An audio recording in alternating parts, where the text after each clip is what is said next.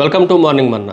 నేటి వాక్య దర్శనం కొరకు కీర్తన గ్రంథం 18వ సంకీర్తన 25వ చరణం. దయగలని వారి ఎడల నీవు దయ చూపించుదువు, యథార్థవంతుల ఎడల యథార్థవంతుడుగా ఉందువు. మరొకసారి దేవుని వాక్యంలో నుండి దావీదు భక్తుడు తన సొంత అనుభవాల్లో నుండి దేవుణ్ణి శ్లాఘిస్తూ కీర్తిస్తూ రాస్తున్న ఈ అధ్యాయంలో 4 ప్రాముఖ్యమైన విషయాలు మనం నేర్చుకోవాలి. నెంబర్ 1, మొట్టమొదటిది గ్రేస్ ఫర్ గ్రేషియస్, దయగలిగిన వారి పట్ల దయ చూపించటం. ఈ వచనంలో మనం జాగ్రత్తగా ఆలోచన చేస్తే దయగల వారి ఎడల నీవు దయ చూపించేవాడు. దేవుడు మన హృదయాలను ప్రతిబింబింపజేసేవాడు, రిఫ్లెక్ట్ చేసేవాడు.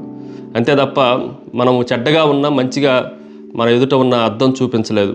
అందుకే దేవుడు దయగలిగిన వారి పట్ల దయ చూపించేవాడుగా, కృపగలిగిన వారి పట్ల కృప చూపించేవాడుగా, యథార్థవంతుల ఎడల యథార్థవంతుడిగా, కఠినమైన హృదయం కలిగిన వారి ఎడల దేవుడు కూడా కఠినమైన హృదయాన్నే కలిగి ఉన్నట్లుగా దేవుని వాక్యంలో మనం చూడవచ్చు. ఒక మంచి ఉపమానంలో రాజు తన సేవకుని అప్పుని పూర్తిగా క్షమించాడు, కానీ ఆ సేవకుడు తన తోటి సేవకుని అప్పుని క్షమించడానికి నిరాకరించినప్పుడు దేవుడు అతన్ని పిలిపించి అతన్ని చెరసాల్లో వేయటం మనం జాగ్రత్తగా ఉపమానంలో జ్ఞాపకం ఉంచుకోవచ్చు. రెండో విషయాన్ని మీకు జ్ఞాపకం చేస్తాను. దేవుని వాక్యంలో నుండి గుడ్నెస్ ఫర్ గాడ్లీ, దైవభక్తి కలిగిన వారికి దేవుడు మంచివాడు అన్న మాటను మనం జాగ్రత్తగా ఆలోచన చేయాలి. దేవుడు ప్రతి సందర్భంలో దేవుని యందు భయభక్తులు కలిగిన వారికి ఆయన మంచి చేసేవాడుగానే కనిపిస్తూ ఉన్నాడు. యోసేపు జీవితం చాలా అద్భుతమైన ఉదాహరణ.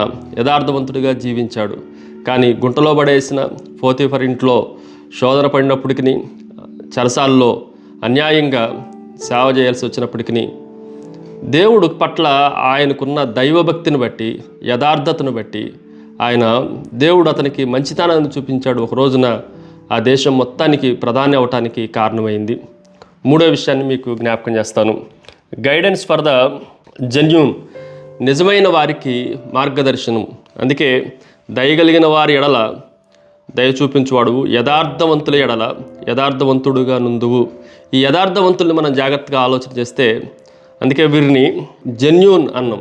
ఎందుకు అని మనం ఆలోచన చేస్తే, వారికి వారి సహవాసం పట్ల కానీ, వారి ప్రేమ పట్ల కానీ, వారి హృదయం పట్ల కానీ యథార్థతను ప్రవర్తించడం మనం జాగ్రత్తగా ఆలోచన చేయాలి. కొన్నిసార్లు మనం తప్పిపోవటానికి అవకాశం ఉంది. దానికి బెస్ట్ ఎగ్జాంపుల్ దావీదును మనం జాగ్రత్తగా ఆలోచన చేస్తే, దావీదు ఉన్న పాపాన్ని ఉన్నట్లుగా దేవుని ఎదుట యథార్థంగా ఒప్పుకున్నాడు. ఈరోజు చాలా సందర్భాల్లో దేవుని ఎదుటికి వచ్చి కూడా వేషధారణతో జీవిస్తూ ఉన్నాం. యథార్థవంతుల ఎడల ఆయన యథార్థవంతుడిగా ఉంటున్నాడు అన్న సత్యాన్ని మనం గ్రహించాలి. Finally guarding for the gentle, అక్కడ రాయబడినట్లుగా సద్భావం కలిగిన వారి ఎడల నీవు సద్భావము చూపించేవాడివి. మంచి భావం కలిగిన వారి ఎడల వారిని కాపలా కాయటానికి దేవుడు సిద్ధంగా ఉన్నాడు అన్న సత్యాన్ని కూడా మనం జాగ్రత్తగా ఆలోచన చేయాలి. ఈరోజు భూమి మీద అనేకమైన ఆరోపణలు ఎదుర్కొంటున్నప్పటికీ దేవుని చేత అత్యంత సాత్వికుడు అని మోషే పిలువబడ్డాడు. ఎందుకనంటే ప్రజలందరి పట్ల ఆయనకి మంచి భావము, సద్భావం ఉంది. వారు పాడైపోవటానికి మోషే ఎప్పుడూ ఒప్పుకోలేదు.